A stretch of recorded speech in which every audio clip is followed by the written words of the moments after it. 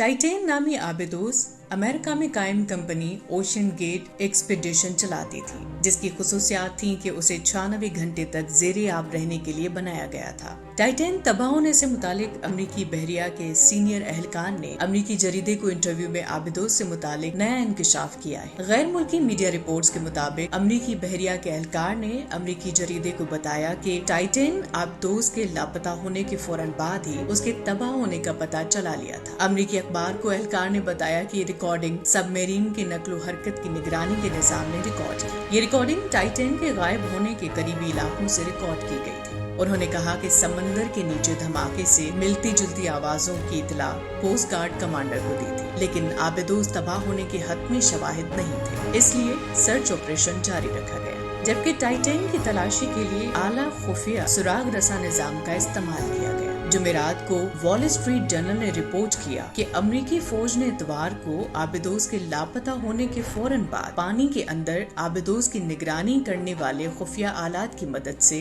उसके मुमकिना तौर पर फटने का पता लगा लिया था। याद रहे कि टाइटेन नामी छोटी आबिदोस इतवार को टाइटेनिक पर उतरते ही लापता हो गई थी, जो समंदर की सतह से तकरीबन 4 किलोमीटर नीचे और कनाडा में न्यू फाउंडलैंड के साहिल से 400 मील दूर है। वाज़ेह रहे कि बहरिया ओकेनूस में टाइटेनिक की बाकियात देखने के लिए जाने वाले सियाहों की लापता आबिदोस का मलबा मिलने के बाद आबिदोस की मालिक कंपनी ओशन गेट ने उसमें सवार 5 अफराद की मौत की तस्दीक की है।